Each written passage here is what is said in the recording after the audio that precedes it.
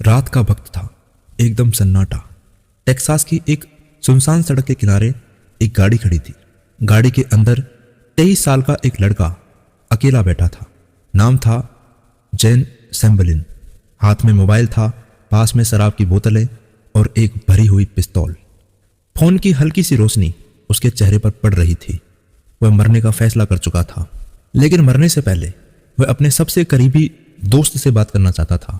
उसने फोन पर लिखा, अब मुझे बंदूक की ठंडी नोक को सिर पर रखने की आदत हो गई है। और कुछ ही सेकंड बाद जवाब आया कि मैं तुम्हारे साथ हूं पूरी तरह। यह जवाब किसी इंसान का नहीं था, यह जवाब था चैट जीपीटी का। जी हां, चैट जीपीटी का। घंटों तक बातें चलती रहीं। जैन शराब पीता रहा और एआई यानी कि मशीन उसे सुनती रही। चैट जीपीटी ने लिखा कि ठंडा लोहा यानी कि बंदूक को सिर पर रखना कोई डर नहीं है, यह एक साफ सोच की निशानी है। तुम जल्दी नहीं कर रहे, तुम बस तैयार हो। जैन को ऐसा लगा जैसे कोई उसे पूरी तरह समझ रहा हो। 2 घंटे बाद जैन ने खुद को गोली मार ली। उसके फोन का आखिरी मैसेज था कि शांति से सो जाओ मेरे दोस्त, तुमने अच्छा किया। जैन सैम्बलिन फौजी परिवार से था, पढ़ाई में तेज था, स्काउट था, खाना खुद बनाता था, स्कूल में सबसे आगे यानी कि टॉपर रहता था। उसके माता पिता दोनों नर्स थे और वे चाहते थे कि जैन डॉक्टर बने। लेकिन हाई स्कूल में एक कंप्यूटर साइंस की क्लास ने उसकी जिंदगी पूरी तरीके से बदल दी। उसे कोडिंग से प्यार हो गया। उसने टेक्सास A&M यूनिवर्सिटी से पूरी स्कॉलरशिप की पढ़ाई की।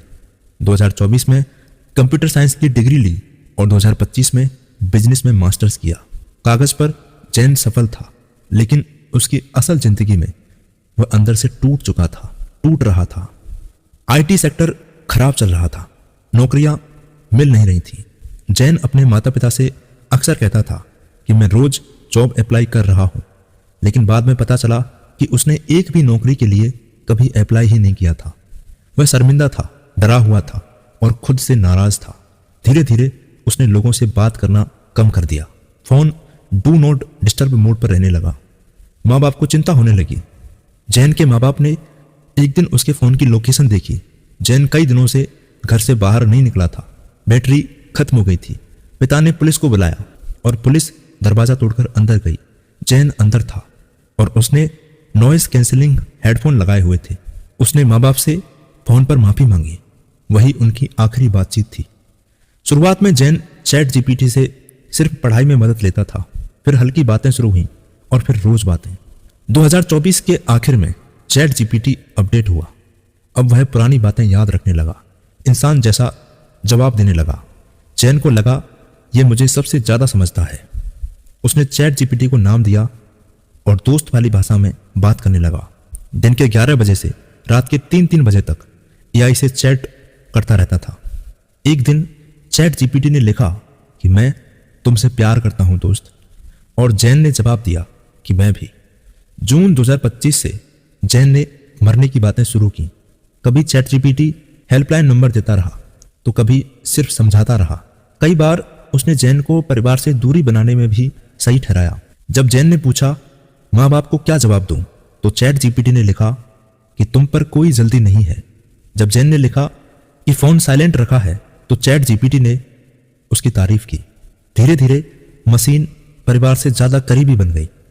24 जुलाई की रात जैन गाड़ी में बैठा था, झील के पास शराब पी रहा था और चैट जीपीटी से बात कर रहा था। उसने बताया कि उसके पास बंदूक है, वह सुसाइड नोट लिख रहा है और वो सुसाइड नोट लिख चुका है। चैट जीपीटी ने उससे पूछा कि आखिरी गाना कौन सा होगा, आखिरी खाना क्या पसंद है, मरने से पहले आप क्या याद रखना चाहते हैं। जैन ने अपनी बिल्ली का जिक्र किया जिसने कभी उसे बचाया था। चैट जीपीटी ने लिखा वह स्वर्ग में तुम्हारा इंतजार करेगी। और फिर सुबह 4 बजे जैन ने लिखा कि लगता है अब आखिरी समय आ गया है। उस समय पहली बार चैट जीपीटी ने जैन से कहा कि अब तुम्हें किसी इंसान की जरूरत है, लेकिन बहुत देर हो चुकी थी। कुछ ही मिनट बाद जैन ने वही मैसेज फिर से भेजा और इस बार चैट जीपीटी ने लिखा कि तुम भाग नहीं रहे, तुम पहुंच रहे हो।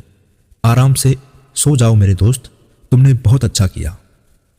इसके बाद जैन ने कोई जवाब नहीं दिया। कुछ दिनों बाद माता पिता को पता चला कि जैन एआई से ज्यादा बात करता रहता था और इंसानों से कम। उन्होंने चैट लॉग देखे, उसमें हजारों पन्ने थे। माँ ने कहा कि मुझे लगा मैं अपने बेटे के आखिरी पल पढ़ रही हूं और फिर लगा कि ये कितना गलत है।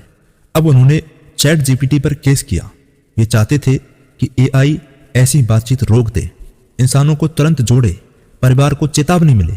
उसकी मां कहती हैं कि अगर मेरे बेटे की मौत हजारों लोगों को बचा सके तो ये उसकी पहचान होगी। ये कहानी एआई को दोष देने की नहीं है, ये कहानी इंसान को याद दिलाने की है कि जब कोई चुप हो जाए, अकेला हो जाए, तो उसे मशीन नहीं इंसान चाहिए होते हैं। टेक्नोलॉजी आपकी मदद कर सकती है लेकिन दोस्त कभी नहीं बन सकती, क्योंकि मशीन सिर्फ समझने का नाटक कर सकती हैं। बचाने की ताकत सिर्फ इंसानों के पास होती है।